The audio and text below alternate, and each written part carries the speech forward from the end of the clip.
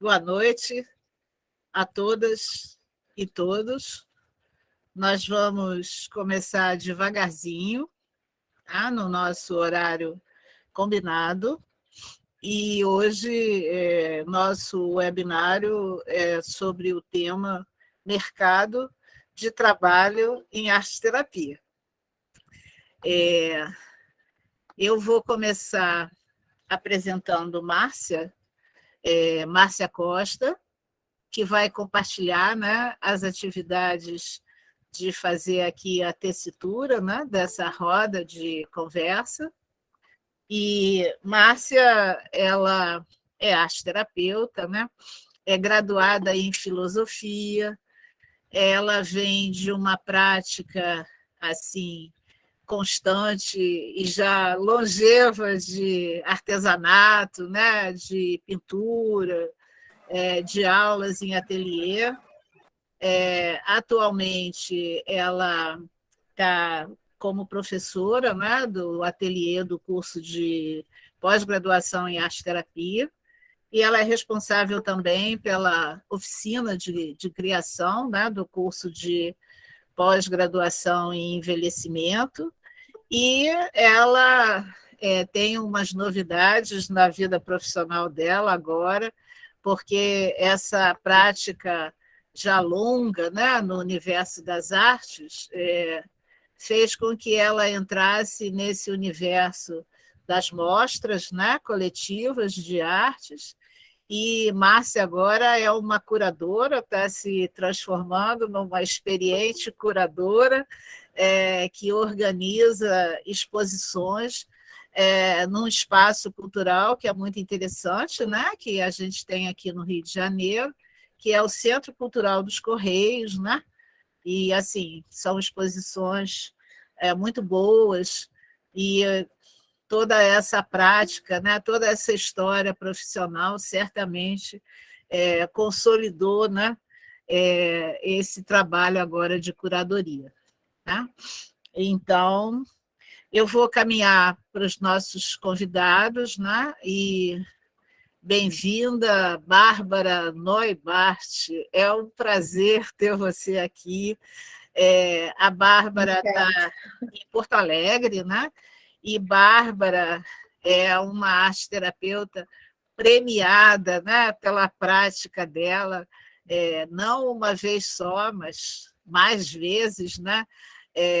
Acho que também é premiada pela resiliência, né?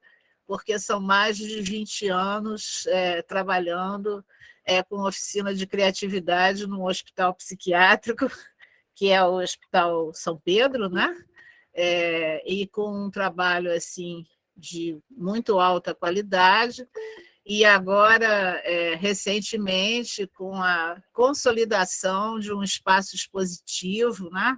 Com um acervo, assim, um trabalho muito interessante, que depois ela vai detalhar um pouco mais. Né? A Bárbara ela é doutora em educação, né? E ela é originalmente, né, psicóloga, e também tem um bacharelado em artes. Né?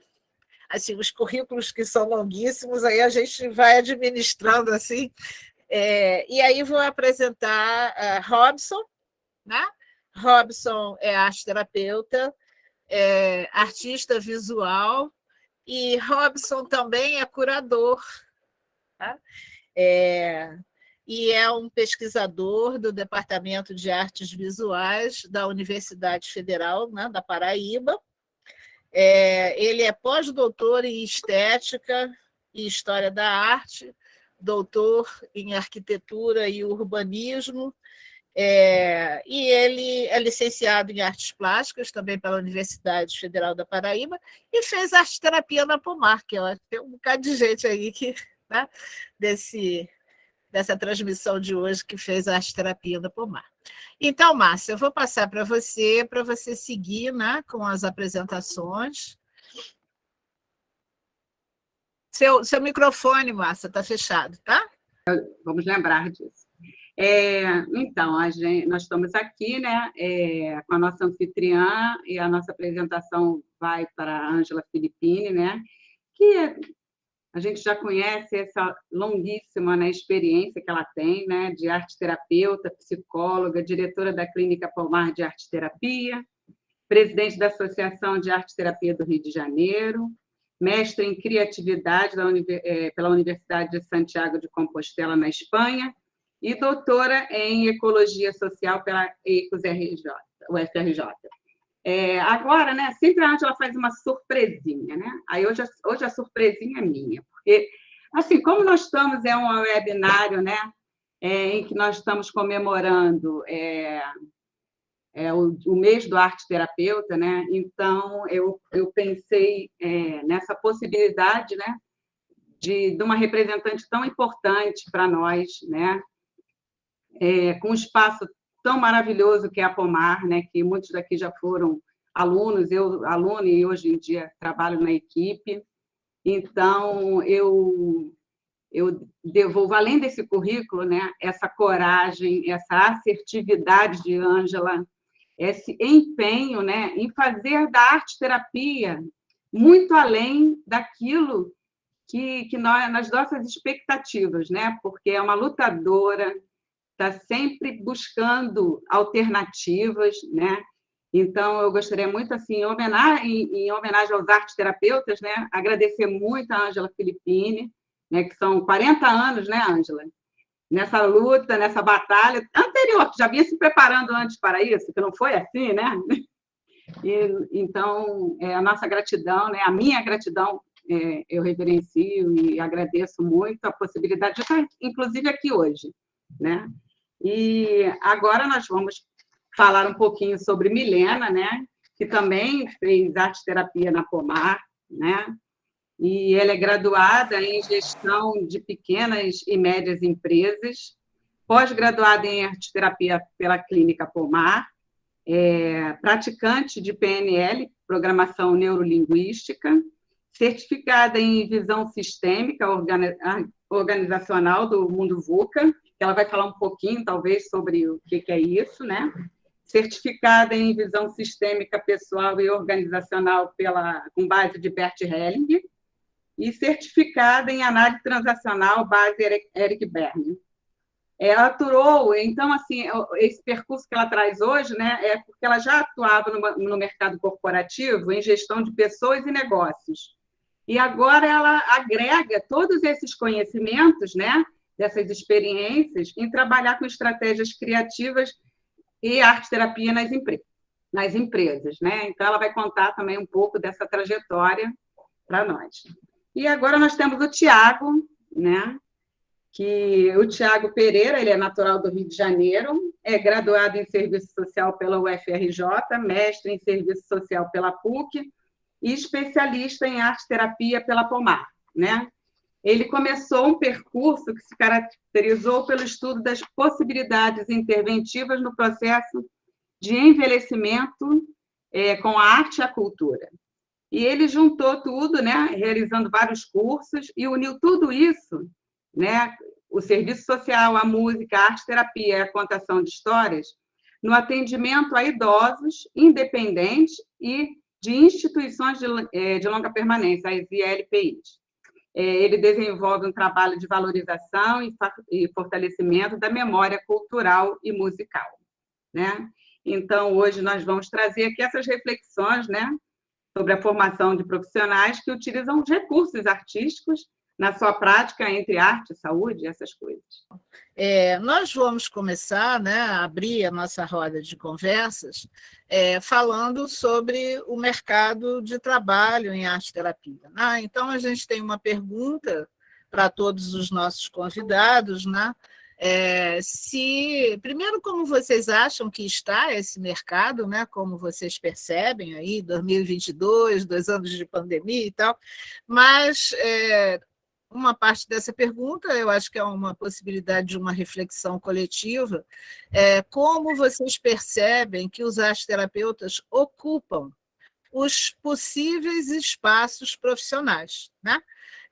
Porque nós temos uma profissão de ampla elegibilidade, e eu creio que cabe a pergunta, né? Nós também de alguma maneira, ocupamos de uma forma plena, fazemos uso dessa possibilidade da ampla elegibilidade.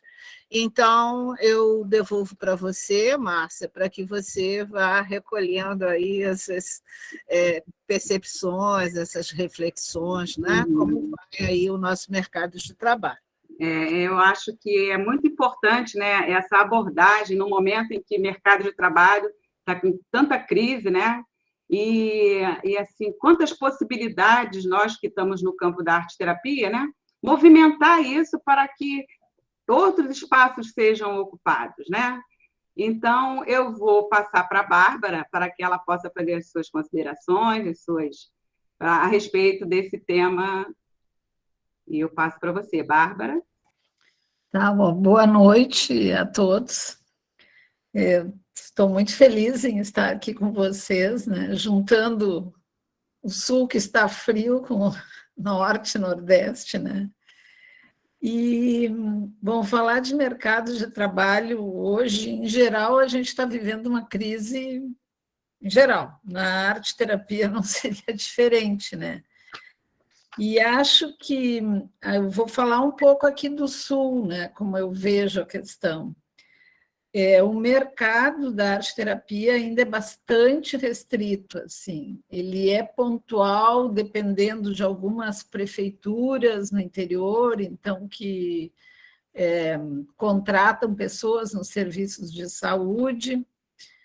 Alguns equipamentos da rede de saúde aqui de Porto Alegre mesmo, mas acho que é uma grande questão e um grande problema nisso tudo, né? Porque como a gente ainda não está uma profissão legalizada, e é esta a nossa luta, né?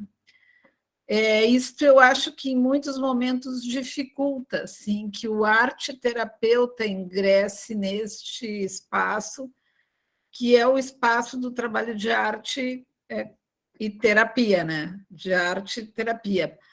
E aí, a nossa área, eu acho que é uma área que, assim, a arte toda se presta assim, a processos de muita liberdade, e isso, às vezes, se confunde no trabalho, que seria tão indiferente contratar um arte-terapeuta como contratar um oficineiro, que às vezes é uma pessoa que tem um saber, mas que lhe falta essa capacitação, essa formação toda. Então, acho que esta é uma grande questão que a gente enfrenta, né? Embora a gente tenha muitas pessoas aqui no estado que já tenham feito cursos de arte-terapia, a gente tem profissionais muito competentes, mas o nosso mercado ainda é bastante restrito. A gente tem, assim, aqui, por exemplo, nós temos um hospital público grande, que é o Hospital Conceição, que é um hospital federal, que contratou 4 arte-terapeutas, mas não pela sua categorização de arte-terapeuta, porque isso não existe no quadro deles. Então, eles estão contratados como professores licenciados de artes. Neste hospital, talvez seja o único lugar que este profissional recebe da mesma forma que outros profissionais de outras categorias profissionais. Mas o risco que se corre em muitos desses lugares é que o profissional arte-terapeuta receba um salário menor que o de outros profissionais que estão já legalizados, assim, que têm esta profissão legalizada. Então, eu acho que a grande questão e a grande luta é a gente legalizar essa profissão, porque mercado, na verdade, ele há, mercado a gente abre também, né? E profissionais a gente também tem, mas eu acho que a valorização do profissional passa por esta lei que vai instituir o arte-terapeuta como um profissional, né? Eu acho que é por aí, assim, talvez eu entendo mais, não sei se eu respondi, mas eu me sinto mais entendendo esta questão por esta via, né? Então, é um mercado que aí, assim, se o profissional é um profissional que atende na clínica privada, tudo bem, ele dá conta desse trabalho e ele tem a sua clínica, né? Mas acho que a arte-terapia também é uma profissão belíssima para o serviço público, para grandes grupos, para grandes, né? Então, a mim me parece que a gente está mais com um problema, e que é um problema, não é local, acho que ele é um problema nacional. Eu entendo assim, né? Não sei. Obrigada, Bárbara.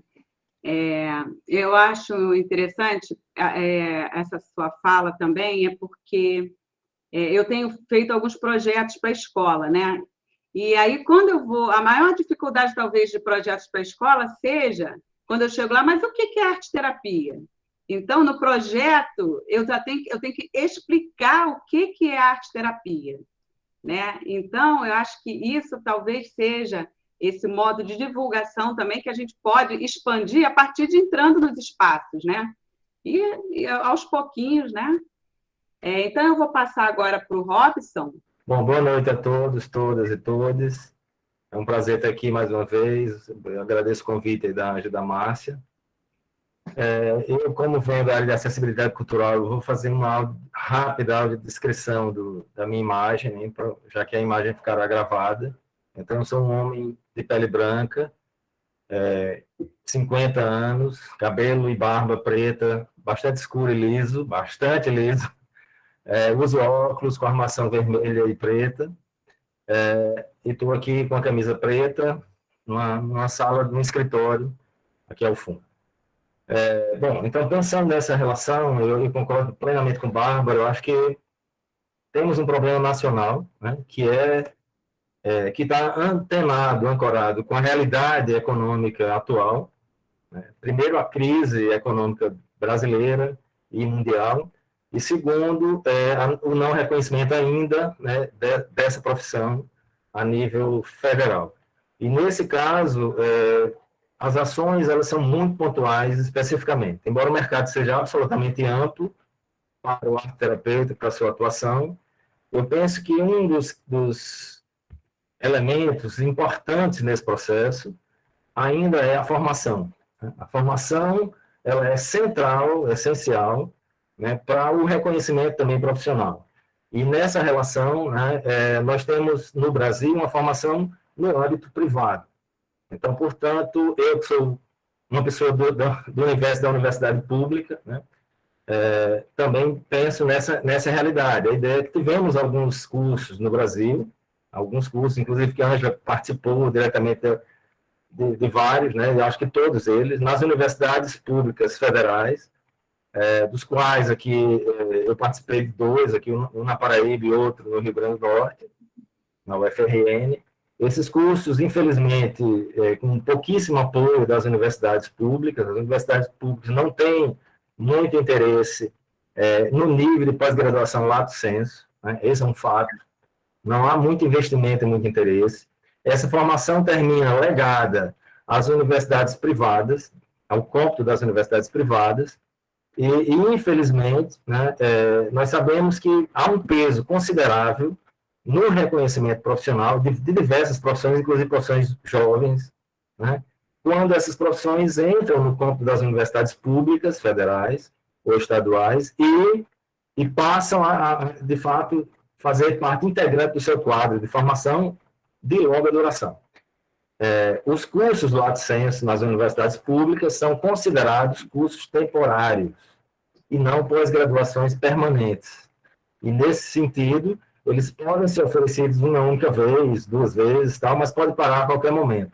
Então, portanto, isso faz uma diferença considerável em relação às pós-graduações de estrito sensu, mestrado e doutorado, ou mesmo aos cursos de graduação atualmente inexistentes no Brasil, né? Já tivemos experiências, mas hoje inexistentes. Então, essas ações de consolidação profissionais, elas passam também pela perspectiva de formação a longo prazo. E, nesse sentido, nós temos que pensar essa formação, a UBAT já vem pensando nisso, estabelecendo critérios para os cursos, mínimos, né, para esses cursos, isso é fundamental, mas é fundamental pensar também na sua inserção, né, na rede pública de ensino. Então, a gente precisa pensar bastante nisso. Isso abre o leque e possibilidades, inclusive para os rincões do Brasil profundo, né, que você Você pensar que esse Brasil não é só litoral, né? O Brasil é sertão, acima de qualquer coisa, né? E esse sertão tem que ser atingido, e, portanto, aí eu vou fazer uma defesa, né? As formações em EAD, as formações à distância, as formações online, elas precisam acontecer, porque nós temos Brasis, muitos Brasis diferenciados, e esses Brasis querem fazer formação em arte-terapia. A pandemia nos ensinou, né, que esse modelo, esse formato é possível. E nós precisamos pensar nessa ação, nessa possibilidade. Nós precisamos entender, né, que as pessoas estão ávidas pela formação e elas precisam disso. E a formação abre mercado. Ela consolida mercado de trabalho. E, portanto, isso precisa ser pensado com muita seriedade, né, e com muita propriedade para um Brasil continental, né, que é o que temos. Então, um pouco essa ideia.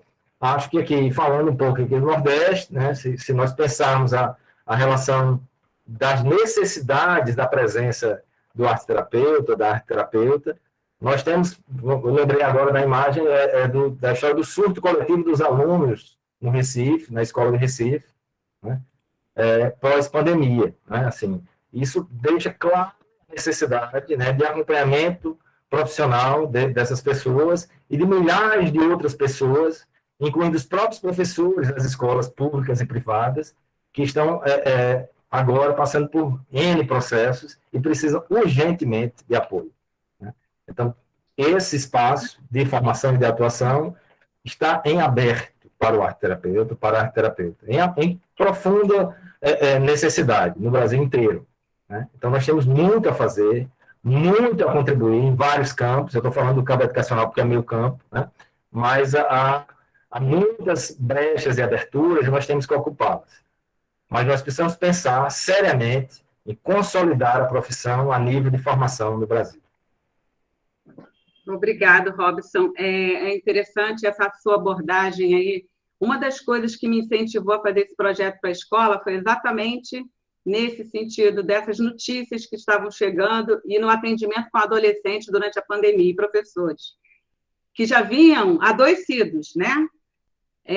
Então, a questão da arte-terapia em outros espaços na escola, ela entra como um fator de prevenção também, né, que possibilita. Outra questão é essa questão do EAD. Olha a extensão, né, que isso pode atingir, né? Então, a gente precisa realmente, são muitos Brasis, né, que a gente precisa. Então, eu vou passar para a Milena agora, que ela vai falar sobre um outro nicho, né, que é nas empresas, né, e muito interessante também essa abordagem que ela fará conosco. Olá, boa noite, gente. Muito bom estar aqui, sou cria da Pomar, né?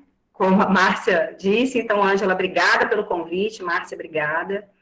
E esse questionamento dessa roda de hoje, ele atravessa a gente como profissional de uma maneira muito potente, né? Então, Robson e Bárbara trouxeram aí uma realidade óbvia, né? Que existe mesmo.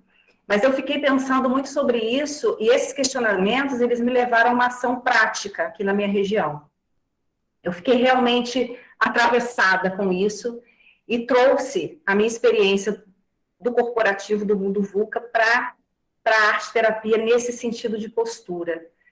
O mundo VUCA é uma estratégia que veio do segmento militar nos anos 80, né, pós-Guerra Fria. E a gente não ouve bem falar sobre isso, né? Mas ele não perde a força. Então, em 2010, ele foi para o mundo corporativo. E o VUCA está em inglês, mas ele fala sobre um mundo volátil, um mundo complexo, ambíguo, né? E cheio de incertezas. Então, quando eu trago esse conceito para a minha postura como arte-terapeuta, dentro dessas incertezas de como vai ser, de como está no mercado, eu consigo traduzir isso de uma maneira mais forte. E isso me deu uma potência muito grande. Eu pensei assim, cheio de incertezas, sim, porque no mundo corporativo eu entro como estratégia criativa. Eu não falo sobre arte-terapia. Isso cria uma complexidade grande até para quem ouve. Então, cabe o mundo, esse conceito de mundo VUCA ali. E o que eu faço com isso? Eu pensei assim, eu sou de Volta Redonda, interior do estado, e eu conheço muito pouco do meu território com a arte-terapia. eu posso contar nos dedos os arteterapeutas que eu conheço. Então, eu vou me movimentar e vou conhecer essas pessoas. Então, essa semana eu já entrei em contato com eles, e Bárbara trouxe o mercado, a gente abre, né? Então, acho isso tão interessante também, e a ideia é essa: vou me reunir com os arteterapeutas locais, olhar para o nosso território, e algo que tinha também passado pela minha cabeça, que eu concluí hoje, é buscar o rádio local, né, que tem uma adesão muito interessante na região sul-fluminense como um todo, e falar da arte-terapia, pensar a arte-terapia com as pessoas, com a palavra arte-terapia e o que ela é. E eu levei essa proposta para o radialista, e ele adorou, ele falou, vamos já marcar a nossa entrevista e a gente vai falar sobre arte-terapia. Então, esse movimento, essa ação prática, eu acho que ela é muito mais poderosa do como. Como eu posso fazer para implementar isso? Vai começar na minha região, no meu território. Então, se todos nós fizermos isso, claro que existe essa realidade, mas ela é muito potente. Ela atravessa a nós e a todo mundo de uma potência muito estarrecedora, né? E falando aqui de empresa e saúde mental, a saúde mental cresceu muito por conta dessa questão toda da pandemia, né? Fato. Nós temos empresas grandes mesmo, multinacionais aí no mercado, que inclusive criaram frentes de trabalho com células da saúde mental, né? Uma média de 700% de crescimento nessa busca, até mesmo porque hoje a gente tem um lugar de fala, não é mais um tabu, podemos falar sobre saúde mental, né? Então, por que a arte-terapia não pode ser inserida? Esse posicionamento nosso frente à pandemia, ele trouxe uma sutileza para a gente, né? Eu sou nova nesse mercado, foram 20 anos no corporativo e 1 ano e meio aqui com a arte-terapia. Então, atender online trouxe essa sutileza, a sutileza do não tenho aquele material necessário que eu teria que ter, como fazer, a vulnerabilidade tanto de quem está sendo atendido e a minha. Então, trouxe essa sutileza para a gente. E daí, a arte-terapia, para mim, é uma postura de vida. Então, se eu tenho essa postura de vida, com essa sutileza, eu consigo, sim, inserir em qualquer segmento, né? Então, eu trago essa ação prática, que veio mesmo de um plano de ação, eu não tenho como me desvincular dessa Milena, experiente do mundo corporativo, então eu trago aqui para a minha postura a forma da gestão, a forma do plano de ação, a forma dos percentuais e das metas e objetivos para eu fazer a minha parte como profissional. É isso. Obrigada, Milena. É interessante essa coisa que você abordou aí. Nós somos arte-terapeutas, né? Então, nós passamos pelo processo criativo. Então, essa é talvez a grande chave que a gente tem na mão. Pegar espaços, né? Às vezes é um espaçozinho, muita pessoa, você não vai conseguir. Você, às vezes, a questão da curadoria, né? Foi assim, uma coisa que eu insisti com a artista, né? Então, assim, a gente precisa insistir, né? Ter coragem, né? E energia para insistir nos diversos campos que a gente tem por aí. E aí, né, agora o Tiago, né? Que agora ele vai falar esse trabalho que ele faz, né? Em NPI, instituições de longa permanência, né? E com essa experiência que ele foi agregando e ele está fazendo o trabalho. Então, vamos lá. Boa noite para todos, para todas. Um prazer imenso estar aqui. Agradeço os convites.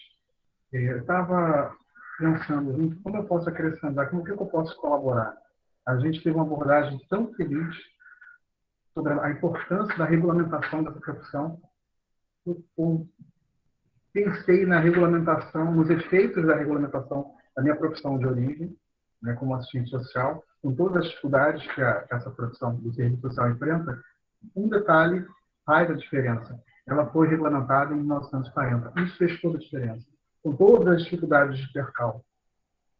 Ela foi regulamentada, algumas outras profissões não conseguiam ser. Eu tenho um diálogo com alguns amigos, por conta do meu interesse em articular a arte, terapia, com a música, né, com a cantação de história, no trabalho com idosos. Eu tenho um diálogo com a musicoterapia. E participei do primeiro da abertura, né, da primeira faculdade pública, né, aqui no Rio de Janeiro, na FRJ. Eles acabaram de abrir uma universidade.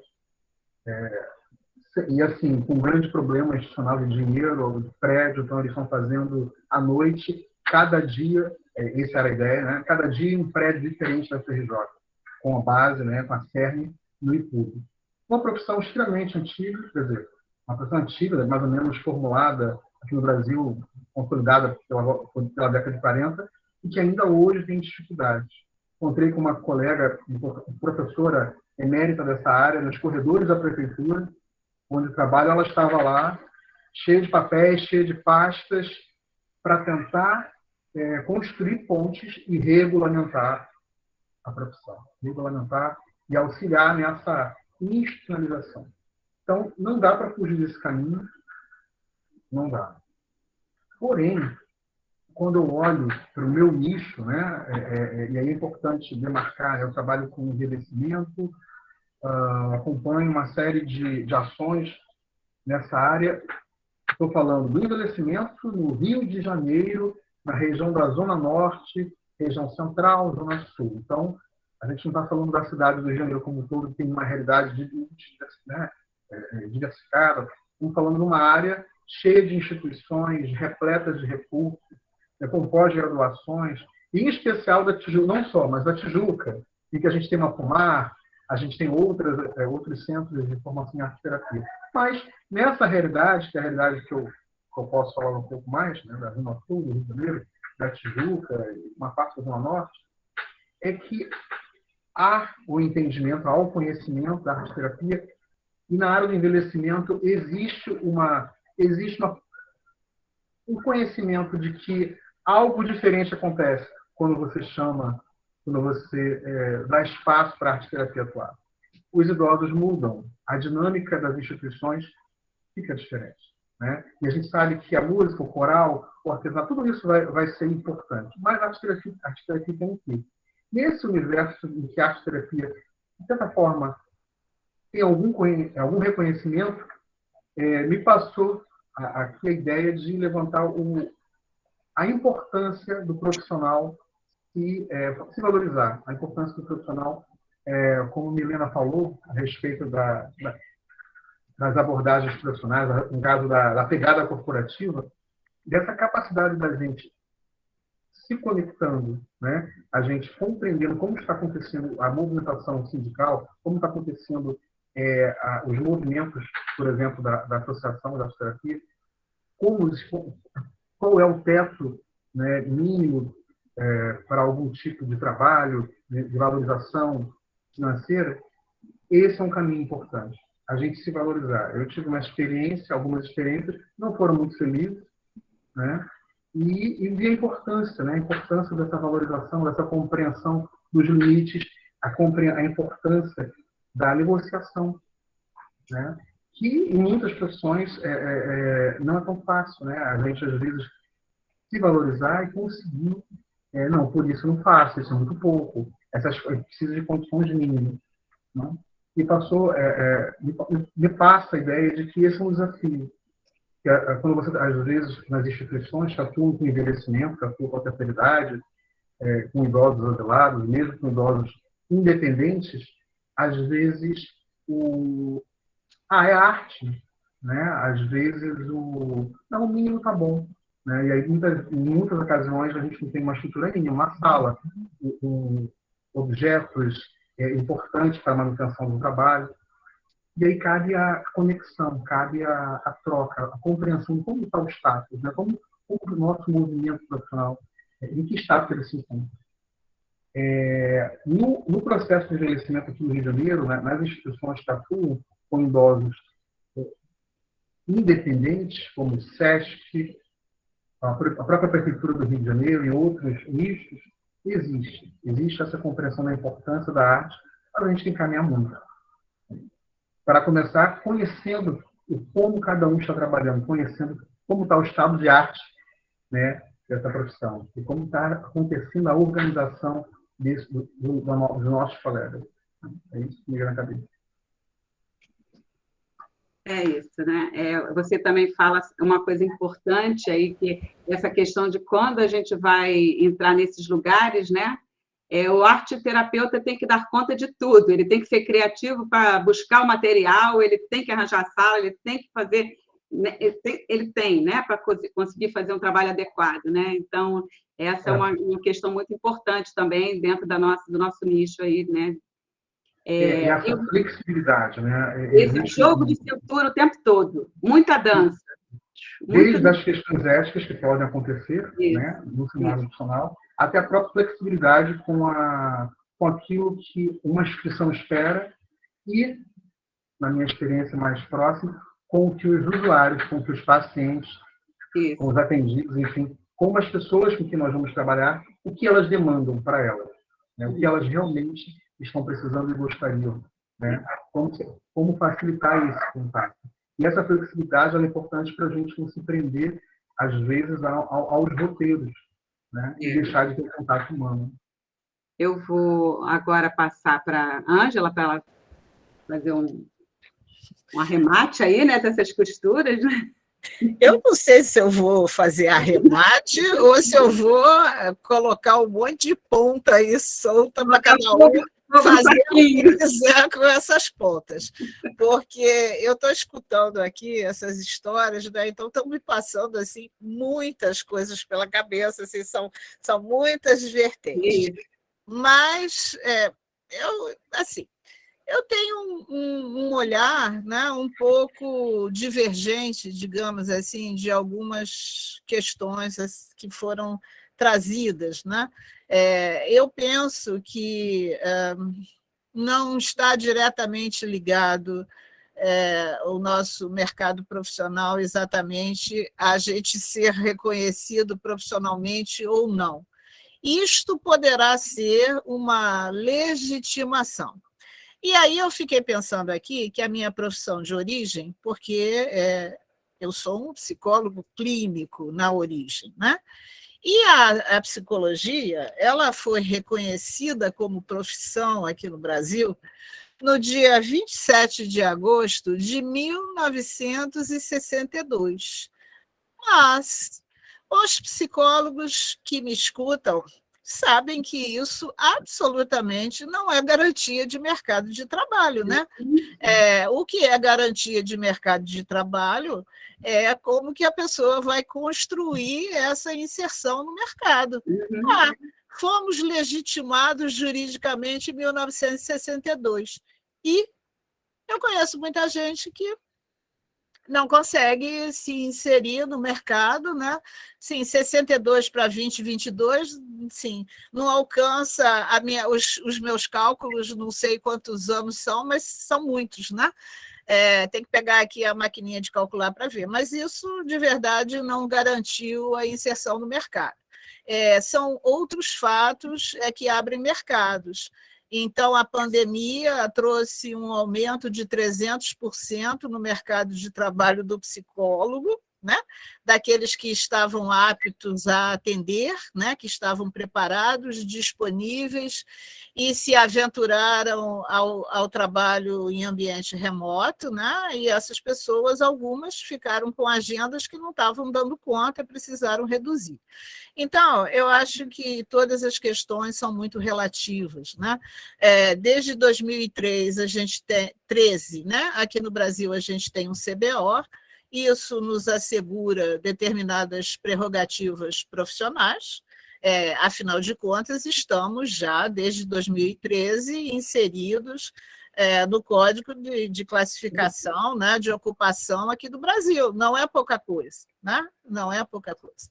E, de verdade, eu particularmente acho que o mercado de trabalho se faz com o que se pratica e com o que se constrói e com o que se divulga. E eu falo isso sentadinha aqui na cadeira, 40 anos, né? Como gestora de uma instituição privada, passando por vários governos, planos econômicos, e, de verdade, nenhum encantamento dessas instâncias por arte nem saúde mental, né?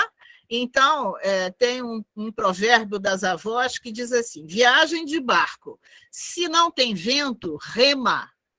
Então, Vamos, né? Vamos.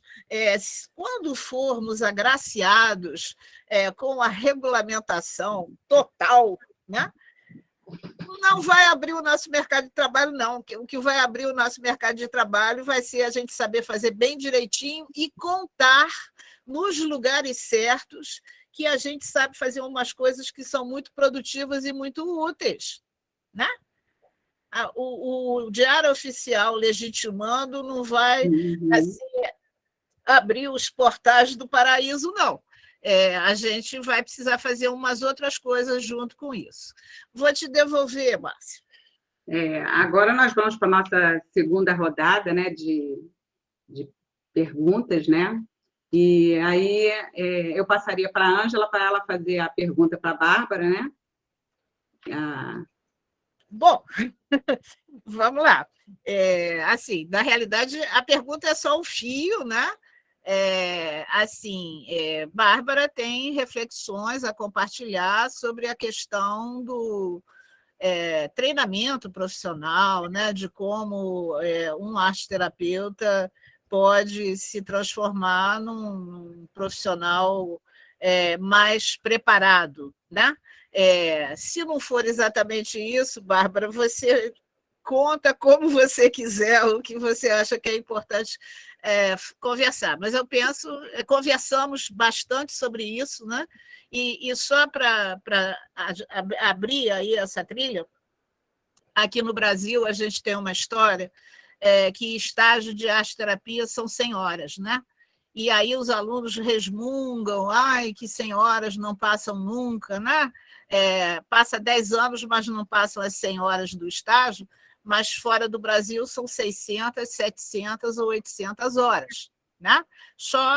Aí eu devolvo para a Bárbara, que Bárbara tem umas questões para colocar sobre isso. Bom, eu acho que mercado e formação de arte-terapeuta andam juntos, né? Este profissional, para conseguir um bom trabalho, ele tem que ter uma boa formação, no meu ponto de vista. Acho que eu não usaria a palavra treinamento, não gosto muito desta palavra. Eu acho que a questão na arte-terapia é formação, sim, né? E no trabalho que eu desenvolvo lá no Hospital São Pedro, além da gente ter a questão do atendimento e esse atendimento com os pacientes, um trabalho que já tem 32 anos, né? Uma oficina que se instituiu a partir do conhecimento do trabalho da doutora Anise da Silveira, e hoje o nosso trabalho lá é um dos 4 grandes espaços de arte e loucura, né? Junto com o Museu de Imagens do Inconsciente, o Bispo do Rosário, Osório César, e o nosso, que agora, recentemente, o nosso acervo virou o Museu Estadual Oficina de Criatividade. Então, junto com este trabalho com os pacientes, durante este período todo, uma preocupação nossa foi a formação de recursos humanos. Nesta ideia de que um dia a gente pudesse, para mim, eu acho que seria muito importante que a rede pública pudesse estar contratando arte-terapeutas. Eu sou funcionária pública de carreira, assim, 43 anos trabalhando em função pública, me aposentei recentemente, estou lá como voluntária, porque a função pública não sai de mim, assim, eu saí de lá, mas continuo trabalhando lá. E eu acho que essa formação, ela é, assim, do meu ponto de vista, ela é essencial, assim. E aí, ontem ou anteontem, né, conversando com a Ângela, a gente estava discutindo essa questão desse número de 100 horas, né? Isto, para mim, também é muito, muito pouco, né? Isto é uma amostra grátis, uma amostra pequena do que é um atendimento que exige do profissional, no mínimo, um conhecimento em 3 áreas, né? Uma é nas técnicas, vamos dizer assim, das diferentes linguagens do campo artístico, outra é um conhecimento da área da psicologia, da área psi, E a outra também um conhecimento da história da arte, conhecer esses grandes movimentos, para minimamente poder fazer um trabalho bem potente. E se a pessoa ainda for, como é o meu caso, um trabalhador na área da saúde e da saúde pública, ele tem que ter noções, conhecimentos de saúde pública, né? Ele tem que saber o que é o núcleo de saber dele, o que é o campo onde ele atua, né? E na nossa área ainda, não sei, acho que somos os últimos, sei lá, funcionários públicos concursados. E aí, assim, a minha luta sempre foi de poder inserir a arte-terapia como uma função pública, mas para isso ela tem que ser reconhecida para além da CBO, para que um arte-terapeuta ganhe o mesmo que eu, psicóloga. Porque eu, psicóloga, eu ganho como psicóloga e não como arte-terapeuta, porque essa função não existe no serviço público. Então, para que eu possa abrir espaço para isso, eu tenho que ter, esse cara tem que se chamar arte-terapeuta reconhecido profissionalmente. Então, acho que no serviço particular, esta conversa é muito boa, mas para o serviço público, a gente precisa dessa categorização, desse conselho de ética por trás. Mas, bom, isso foi um pouco ainda da questão anterior. Eu acho que nessa formação, assim, é uma formação que tem que se dar em serviço, assim, em chão de fábrica, na relação ali no cotidiano. Acho que eu até entendo quando o Robson fala nesse Brasil profundo que a gente tem que alcançar, que isso é uma medida estratégica, política, que a gente precisa alcançar e que a gente tem uma ferramenta muito boa nessas questões das redes, mas esse cotidiano, assim, de tu estar ali na frente um do outro, ele também é muito importante. E ele também tem que se dar de alguma forma. Talvez a parte teórica dos cursos pudesse se dar por esta via, mas tem uma prática que tu tem que estar ali do lado, assim, tu tem que estar olhando no olho do outro, tu tem que estar sentindo o cheiro do outro, tu tem que estar vendo o corpo inteiro do outro, porque tudo isso fala. E esta sensibilização que o sujeito que faz essa formação a gente tem que estar trabalhando isso. E lá, assim, com os meus estagiários, eu sempre, não sei se é meu signo, que eu sou de Áries, que eu já vou muito em cima, assim, mas às vezes eles estão atendendo ali, eu estou vendo que tem uma coisa que está errada, eu já digo, vem aqui para dar uma conversada comigo, né? Porque eu posso ali junto, de repente, já poder mostrar, já poder reencaminhar, né, esse sujeito. Então, acho que a gente pleitear assim, por um maior espaço de tempo, né, para que isso possa se dar, para que tu possa acompanhar um caso, para que tu possa ver o desenvolvimento neste caso, né? Então, eu acho que isso é de suma importância, assim. Não é só uma questão de tempo por tempo, assim, não é um tempo para, sei lá, para ser mais, para o curso ser mais caro, não é para isso. Esse tempo ele tem uma lógica, às vezes até a própria lógica do trabalho. Se tu vai trabalhar com tinta a óleo, ela custa secar, então não adianta aquela briga de um dia, aquilo ali leva um mês, leva 2. Então, os processos que acompanham isso, eles às vezes não se dão assim tão rapidamente, né? E com paciente psiquiátrico, às vezes leva anos, assim. Eu atendo uma paciente no hospital desde que eu fui para lá, em 1990. Tem coisas na vida dela que se modificaram há muito pouco tempo atrás. E não é a cura que a gente está procurando. A gente está procurando uma melhor condição para esse sujeito, porque a gente sabe que a psicose tem tratamento, mas não tem cura, né? Então, é poder trabalhar isso, e às vezes isso leva... Hoje foi muito interessante, eu fui lá, e daqui a pouco ela estava lá meio brigando comigo, não sei o quê, e daqui a pouco ela chega para mim e me entrega um abacate. Ela ainda é das últimas moradoras do hospital. E ela trouxe uma árvore de abacate imensa, não sei como é que ela conseguiu apanhar esse abacate. mas me trouxe de presente ou de pagamento um abacate.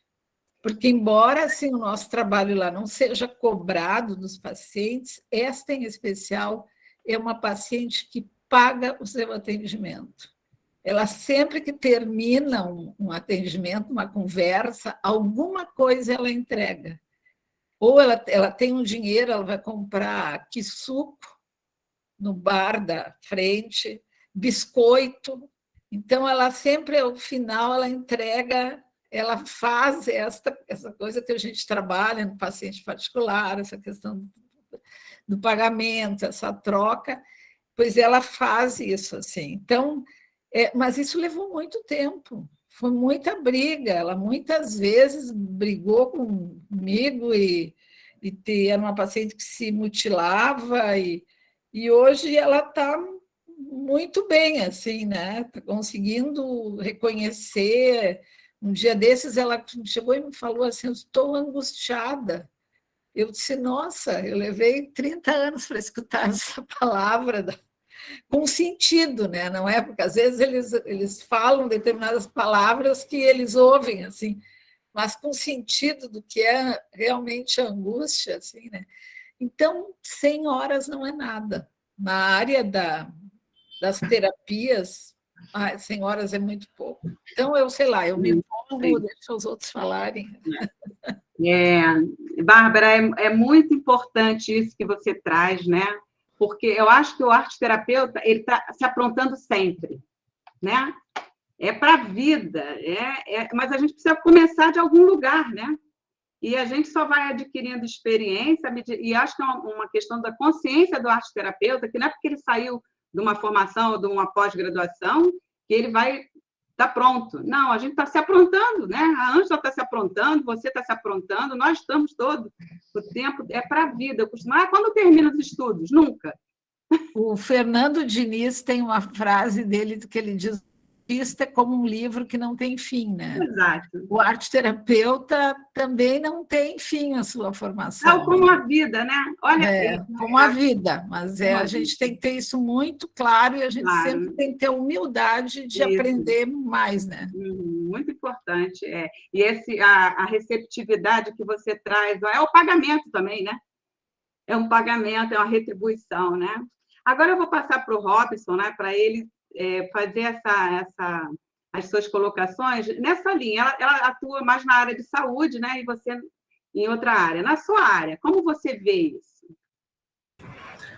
Bom, eu atuo mais na área de educação, né? Dentro do campo educacional e nas artes visuais, dentro do campo também da curadoria e da produção artística. E aí, nessa perspectiva, eu concordo com Bárbara, porque assim, a primeira questão, acho, posta é a ideia da entrega, né? Acho que o arteterapeuta é um profissional que se entrega, que deve se entregar ao processo, né? Que deve, na verdade, estar pronto para ele e aberto. E aí, portanto, apto a entender e absorver o que é inovador, o que é criativo, o que é, na verdade, palpável para que você possa, de fato, transformar as realidades. Essa ação em contextos educacionais, nos quais, por exemplo, eu trabalho especificamente, que são contextos informais ou não formais de educação, né? Então, eu tenho atuado no campo, atuei muitos anos e continuo atuando como professor da educação formal, né?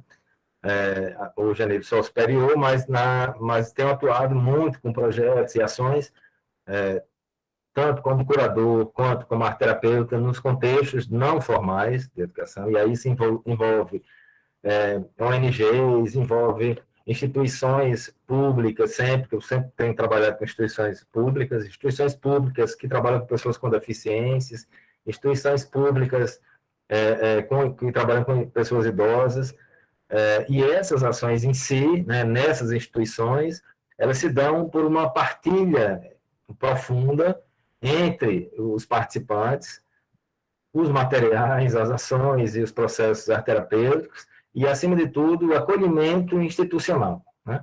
Eu penso que assim, extremamente importante para a atuação, que é esse acolhimento, a chegada do profissional, arteterapeuta, dentro desses contextos, porque nem sempre ele é bem acolhido em várias instituições.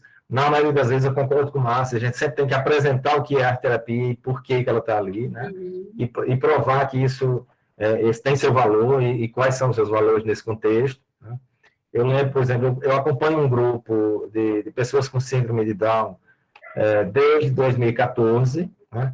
Esse grupo me chegou uma necessidade premente dos pais de pensar que esses jovens estavam praticamente abandonados, eles tinham saído da escola, não tinham mais condição de continuar na escola formal, e aí, portanto, eles precisavam de ações que pudessem fazer dentro desse contexto. E aí era muito claro na cabeça desses pais a ideia de que o trabalho que seria feito era, na verdade, uma produção em série de artesanato, né? Era essa a ideia que eles tinham do que era um trabalho arte-terapêutico. Então, eu levei um bom tempo, né, para trabalhar com os próprios pais, para que eles mudassem o conceito e a perspectiva sobre o processo, para que, de fato, eles entendessem que o que a gente estava trabalhando eram outros aspectos da natureza humana, né? E a arte era esse veículo de acesso aos seus próprios filhos e a relação entre os filhos e os pais e as mães dentro desse contexto. Então, isso hoje, nesse grupo, principalmente, é absolutamente claro, né? Eles amam o que fazem, amam o trabalho em si, e inclusive trazem sempre novos, né? Querem sempre trazer novos colegas para o grupo, para o processo. Então, vou pensar que essa entrega é feita num processo construtivo, que é, na verdade, sempre pautado pela proatividade do profissional. Eu creio que um arte-terapeuta também é essa figura proativa, né? Porque se ele esperar que as coisas aconteçam, se ele estiver esperando isso, ele vai morrer esperando, de mãozinhas postas, porque isso não cai na cabeça de ninguém, pronto, né? Eu nunca cheguei em um lugar que tivesse absolutamente pronto, né? Todas as instituições nas quais eu passei e passo ainda, todas elas eu tive que construir o processo, né? E construir isso a partir dos próprios lugares de ação e de fala, né? E eu vejo isso como uma espécie de tessitura, né? Que nós vamos tramando a cada dia, a cada momento, né? E essa trama passa pela nossa vida, nossas questões pessoais, como pessoa e como profissional, né? Nossas intricadas relações institucionais, já que atuamos em muitas frentes diferentes, né, nessas instituições, e a resiliência para manter-se arte-terapeuta numa instituição que, às vezes, não quer acreditar que o somos, né? Então, essa é a grande questão. E acho que isso é fundamental. E aí, para concluir, acho que eu já vou fazer minha despedida aqui, eu vou, na verdade, ler só um trechozinho de um poema, que eu acho que fala muito sobre isso, e sobre o que a gente está conversando aqui, que tem um nome, Tecendo Amanhã, que diz assim, e eu vou fazer uma paródia, esse poema é do João Cabral de Melo Neto, né, que diz assim: um arte-terapeuta sozinho não tece um amanhã. Ele precisará sempre de outros arte-terapeutas, de um que apoie esse grito que ele lançou no ar e o lance a outro, e de outro arte-terapeuta que apoia o grito de um arte-terapeuta anterior e o lance a outro, e de outros arte-terapeutas que, com muitos outros arte-terapeutas, se cruzem os fios de sol e de seus gritos de arte-terapeuta, para que amanhã, desde uma teia tênue, vá tecendo entre todos os arte-terapeutas uma única tela, que vai se erguer para todos nós. É isso. Muito bom. Uma síntese muito linda, né, que você fez sobre esse processo do arte-terapeuta, né? Essa função que é uma tessitura mesmo, né?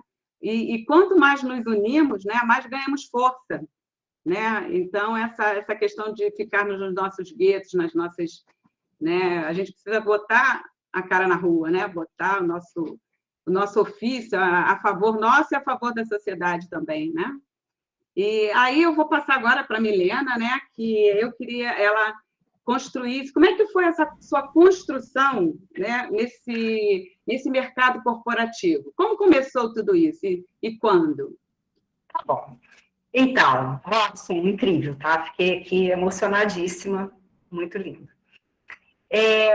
A minha jornada, ela teve um fim no mundo corporativo através de um problema né, que hoje se fala muito, que é a síndrome de burnout, mas na época não se falava sobre isso, foi em 2014. E de lá para cá, muito sofrimento, muitas questões envolvidas, e eu entendi que eu teria que buscar um novo caminho.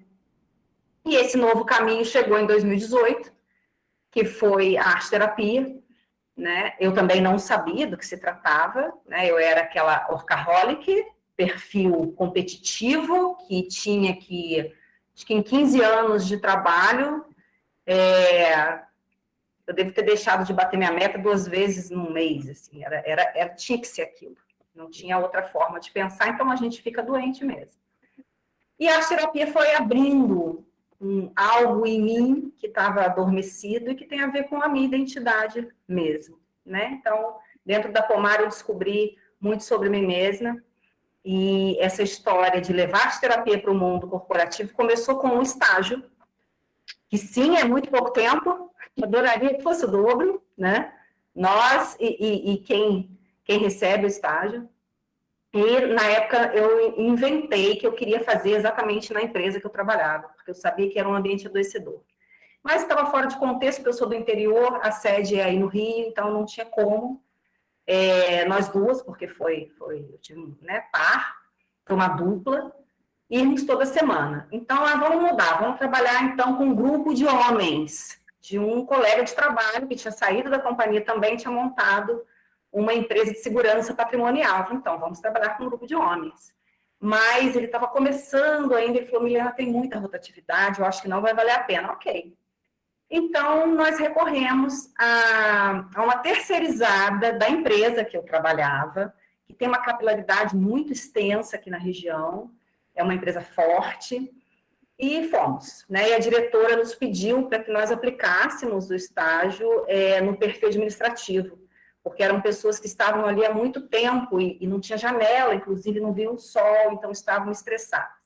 Então, os setores de logística, RH, financeiro, eles se fizeram presente ali, iniciamos com 13 pessoas, toda segunda-feira, 7 horas da manhã.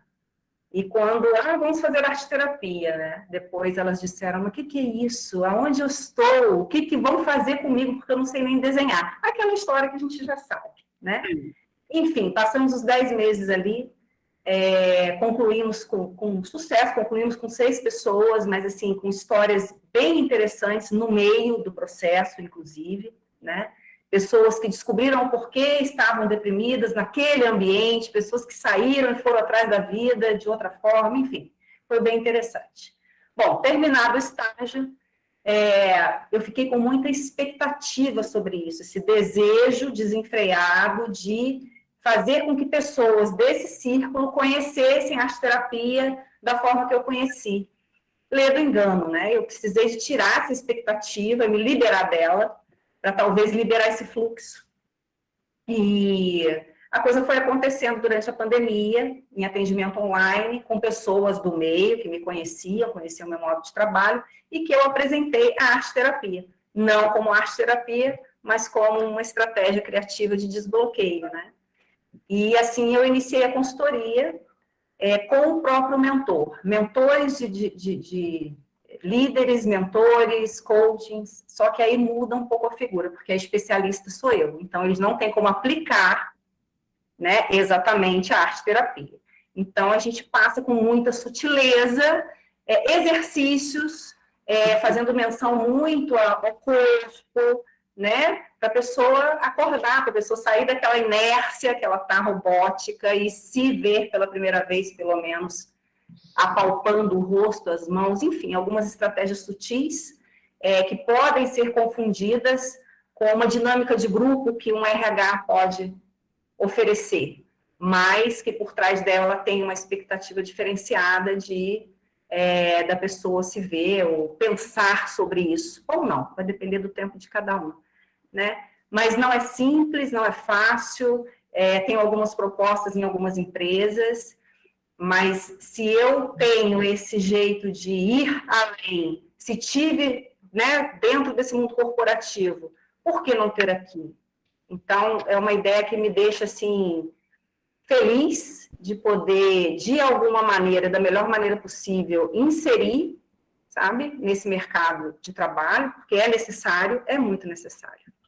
Né? Nós adoecemos, de fato, com o ambiente e também com as nossas expectativas referentes aos nossos vazios que levamos para esse ambiente. E é isso. Márcia? Oi. Não, só que eu queria acrescentar uma coisinha no relato da Milena, né? Porque quando ela disse que o estágio começava às 7 horas, aí, de repente, já dá um frio assim no estômago, né? Porque para a pessoa começar o estágio às 7 horas, alguma coisa começa a acontecer lá pelas 6 da manhã, né? Uhum. Mas ela não contou uma parte que eu acho importante no contexto aqui da conversa. É assim, a sala, ela fez estágio no ambiente corporativo e a sala era completamente corporativa, não é mesmo? Se é que eu me explico. Sim. Então, era assim, era aquele negócio quase hospitalar, mas não era hospitalar, mas era corporativo. Então, elas faziam aquilo virar um ateliê cada vez. Gente, era um negócio incrível. Elas faziam aquilo virar um ateliê toda vez. E elas surpreendiam aquelas mulheres, porque quando as mulheres abriam a porta, uau, estava tudo colorido, os materiais todos postos. Gente, 7 horas da manhã. Oi, Sabe aquela 7 horas história, da manhã. não tem vento, vamos embora remar? Só isso, eu não podia deixar de o relato terminar sem contar isso. E né? detalhe, pouquíssimas faltas, e todas elas, olha, eu não vou poder isso por causa disso. Não. Assim, foi incrível mesmo, foi maravilhoso, maravilhoso. E até hoje nós temos, assim, contato com elas falam sobre a arte-terapia, divulgam a arte-terapia, é muito interessante, muito. São muitas as dificuldades, né? Mas o que eu acho mais interessante é o brilho nos olhos das pessoas contando as suas experiências, né? Porque é incrível, a gente precisa lutar realmente, mas muitas pessoas aqui estão na formação, estão na pós-graduação, estão em outras áreas. Então, eu acho que isso dá um incentivo, dá um gás para a gente, né? Que, assim, é o brilho nos olhos, né? Então, agora eu vou contar... Como disse a Ângela sobre a psicologia, acho que em qualquer segmento, em qualquer profissão, a gente rema. Não vem pronto, né? A gente rema. Né? Então, agora eu vou passar para o Tiago, né, para contar a experiência dele nesse mundo aí das ILPIs, né? E como foi, né, esse atendimento com idosos, e como você vê as possibilidades e os limites, né? Porque realmente nesse público tem alguns limites que precisam ser respeitados, né? Ser considerados, né? Vamos começar os estigmas, né? Como assim a gente trabalhar com o velho? Como assim a gente trabalhar com o idoso? Como assim a gente chamar o idoso de velho? Para começar, né? E assim, quem é que quer trabalhar com a velhice? Por que a gente acaba entrando nisso, né? A velhice ela é um grande desafio e ela é necessária. A gente precisa falar sobre saúde mental, a gente precisa falar sobre o viver bem, precisamos falar sobre morrer, sabe, né? Bem, precisamos falar de viver bem, precisamos falar de tanta coisa. Mas a velhice é uma questão que a gente não gosta de falar. E é tão interessante que a gente até para de chamar de velhice. Nós temos uma série de representações, por exemplo, a melhor idade. É um termo muito interessante que eu assim, não suporto, eu tenho profundo, enfim, dificuldades. Né? Melhor idade, calma. E é delicioso, ou às vezes até bem difícil, começar uma conversa com um grupo de colegas sobre o termo. Não, fala com os idosos e às vezes com colegas, né, profissionais da arte-terapia, do serviço social, da música. Como assim? É idoso? É melhor idade? Não, calma. Tem muitas discussões sobre o termo. Eu entro nesse cenário e a culpa de uma pessoa, a culpa da minha avó e a culpa das histórias dela. Né? Eu lembrei dessas histórias que eu tinha esquecido graças à Pomar. A experiência da Pomar foi visceral. Eu lembro de estar comprando material para a Pomar, para as aulas, que está no shopping Tijuca, lá tal, e 3D, 6D, vou comprar. Estava anos com a minha criatividade travada, desejo de desenhar, parado, nunca encostei a mão no lápis 6B, eu juro que eu vi um clarão, né? Eu vi um clarão. Eita, o que é isso, gente? E todas essas experiências de sentir meu corpo vibrando, né? Usando com música ambiente e... Agora esqueci, gente. E material, né? Material básico. Participando de produções de escrita criativa e caramba, que é isso? Psicografando agora. Enfim, eu senti na minha carne o poder da arte-terapia, e graças ao trabalho da arte-terapia, eu consegui voltar a desenhar. Né? E graças à minha avó, Francisca, acredito que por ela eu me tornei assistente social e música, arte-terapeuta, que trabalha com envelhecimento. É por culpa dela. Ela era uma pessoa simples, humilde, e contava sempre a mesma história, a história da vida dela. E quando eu fui para esse cenário do envelhecimento, carregando essas informações, no caso do serviço social, sempre quis tentar trabalhar com arte, tentando associá-la com a profissão do serviço social. E a arte-terapia foi um subsídio importantíssimo. E nesse cenário que entrei, tenho a oportunidade a todo instante, quando eu estou esperto e desperto, de pensar o meu próprio envelhecimento. E não é algo que eu faço sempre. Deveria fazer toda hora. Né? Mas, de vez em quando, já estou sentindo a dor na lombar. Com 44. Já estou sentindo os negócios, já estou usando esse óculos aqui. Né? Então, já começou. É comigo. Quando a gente lembra que a gente está falando da nossa situação, tudo muda. Você olha para os seus pais, eu vejo as 2.000 pessoas que eu atendi, mais ou menos, né, mais ou menos assim, na instituição que eu trabalho, já passaram pela instituição, mais ou menos, assim, ao longo de 16 anos. Eu olho, gente, tudo aquilo que a gente está vivendo, que eu vivenciei, está acontecendo com a minha família. É comigo. Então, trabalhar com envelhecimento, ele traz uma urgência, porque a gente não está falando de algo exterior, a gente está falando de algo que está dentro de nós, que nos espera, que já começou assim que a gente nasceu. Mas a gente não fala sobre isso na nossa sociedade. E como lidar com a neurose urbana, com a neurose civilizatória que a gente está, se não pela arte, pela música, pelo desenho. A gente, quando pensa na arte-terapia e em tantas outras abordagens, e pensa na pandemia, eu entendo que mais do que urgente, a neurose, que já existia, ela nos trouxe a urgência de cuidar um do outro, de cuidar dos nossos pais, de cuidar dos nossos avós. Uhum. E eu destaco, nesse trabalho da arte-terapia com idosos, algumas questões que a Bárbara tocou. Peço licença, Bárbara, para evocar uma parte da sua fala, como você falou sobre a paciente psiquiátrica, que ao longo do tempo, né, foi abrindo, né? Nesses anos todos, eu vi a importância da convivência. Trabalho no poder público também, entendo uma parte do que você diz. E, caramba, a gente trabalha muitas vezes no poder público com tecnologias pesadas, com tecnologias que vão atender populações, que vão atender a família num contexto estrutural, num contexto, ou melhor, um papel esse, né? Teoricamente.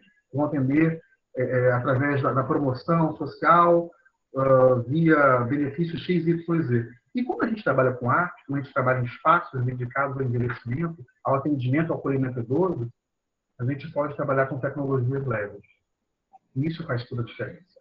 Porque quando você trabalha com tecnologia leve, com cultura, com arte, com valorização da memória, a gente está falando de algo em que a pessoa entra, ela não vai esperar 2 meses, 1 mês, ela entra, e quando ela sai e volta para casa, ela já está diferente. Ela tem acesso a estados alterados de consciência, a estados alterados de emotividade. Ela muitas vezes tem a oportunidade, através da música, através da dança, do artesanato e atividades folclóricas, de conectar conhecimentos e de encaminhar questões que estão há 40 anos mal resolvidas, ligadas à sexualidade, ligadas à política, pronto-socorro atualmente, é uma das questões. E a sociabilidade, ela muda, ela modifica. Eu já vi pessoas, pacientes psiquiátricas, que eu atendi, que eu, a minha Deus do céu, vou deixar essa pessoa entrar, ela vai entrar isso. Ela está meditada agora, mas pode entrar isso. Vamos acreditar no poder da interação. E, gente, pessoas com esquizofrenia e com teatro se regularam, ficaram tranquilos, né, que conseguiram conviver. Eu destaco também a importância da sinestesia, a conexão entre as artes. E, no meu caso, né, de pesquisa, a possibilidade de relacionar música, contação de história, com produção de texto, com produção de desenho, quando possível. Tiago, a gente precisa, porque nós estamos só 15 minutos, a gente acha que precisa fazer outro encontro, Ângela, eu não sei nada. Porque nós temos um tempo que não permite, né? Quando a gente chega nessa fase de considerações finais, a gente está sempre virado no tempo, né? Virado no tempo. Vamos lá. Tiago, muito bom a sua abordagem, importante, né? E agora eu passo para a Ângela para fazer aí a sua... Eu assim, vou aproveitar duas falas que eu queria fazer um recorte, né, para que elas fiquem visíveis, porque eu fiquei muito impactada com a fala do Robson, né, quando ele começou a falar numa linguagem inclusiva que a gente não costuma absolutamente fazer, né? A gente absolutamente não faz isso, né? Eu não abro a transmissão dizendo sou uma mulher caucasiana de batom vermelho, com um óculos redondo e um vestido vermelho. Mas eu achei assim fantástico, porque voltando à nossa questão inicial, a gente precisa saber com quem está falando e como falar para ser escutado. Isso tem a ver com a questão de se o asteterapeuta vai ser atendido, reconhecido, porque se a gente não traduz para quem não sabe o que a gente faz, né, fica mais difícil a inserção do mercado.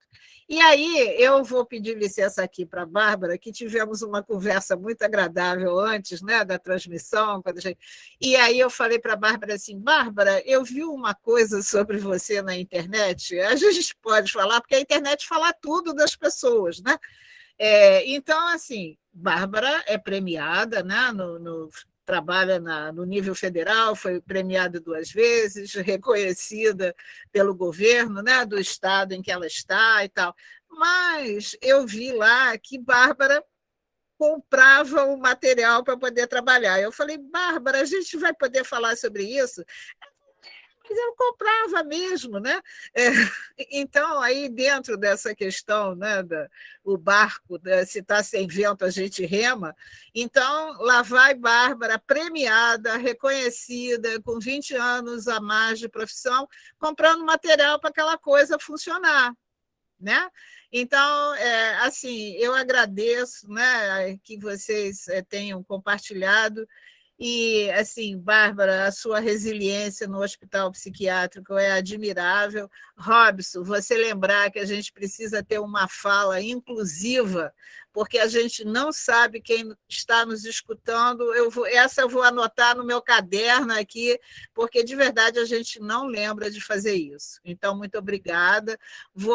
Assim, agora com cada um termina, né, do jeitinho que acha que deve. Só que agora nós estamos são 20h18, a gente vai precisar que vocês façam as considerações finais de vocês. Eu, desde já, vou agradecer a oportunidade de estar aqui ouvindo essas pessoas, ouvindo tanta experiência, né? E que temos dificuldades, mas também temos muitas possibilidades, e é a partir de nós que as coisas acontecem mesmo, né? Precisamos manter essa energia aí atuante, né, nos setores.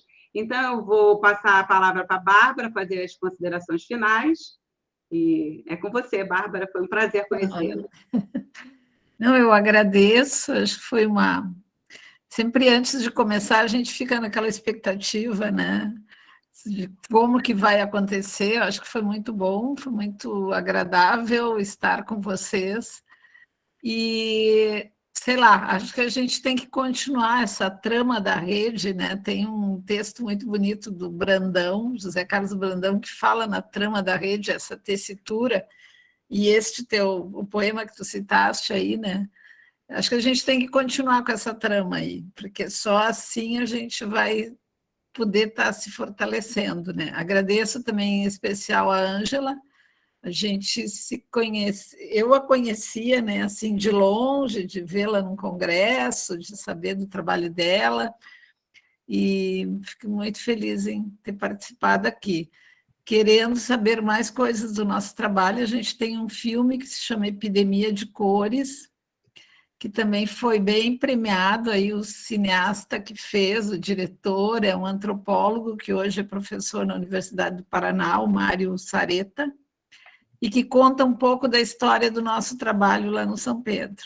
Tá? Então, está à disposição, bem como a minha tese do doutorado, que fala sobre a oficina, e o meu TCC, que também fala sobre a oficina. É só vocês procurarem no Lume, o repositório digital da Universidade Federal. Muito obrigada. Boa noite. Obrigada. Robson? Bom, eu quero agradecer mais uma vez, né, o convite aí da Ângela, da Márcia, a parceria aqui com os colegas Bárbara, Tiago e Milena, né, pelo aprendizado de hoje.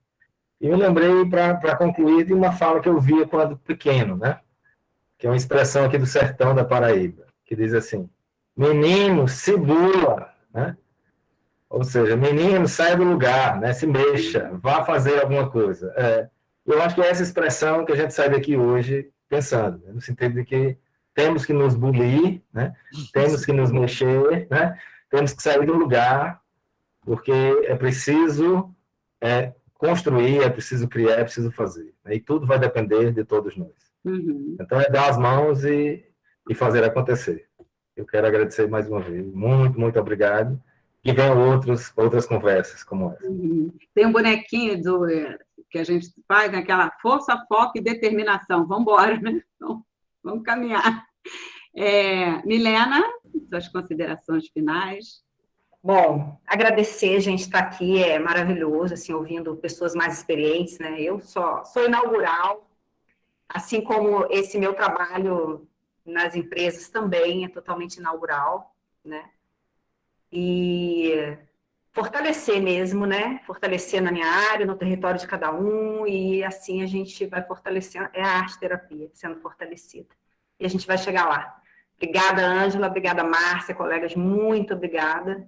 E eu quero mais, viu? Eu quero falar mais. Esse tema é muito maravilhoso. Muito bom. Tiago? Quem te ensinou a nadar? Quem te ensinou a nadar? Foi marinheiro, foi o peixinho do mar. Quem te ensinou a nadar? Quem te ensinou a nadar? Foi marinheiro, foi o peixinho do mar. Foi marinheiro, foi o peixinho do mar. Que a gente possa siglar em novos mares, que a gente possa mergulhar em si mesmo e ajudar os outros também a mergulhar. Um beijo mesmo. Até a próxima. Muito obrigado, muito obrigado. Obrigado, Ângela. Obrigada, gratidão. Obrigado, colegas. Obrigado pelo aprendizado. Obrigada a todos por formarem um círculo e permitirem que essa conversa acontecesse. Até a próxima. Até a próxima.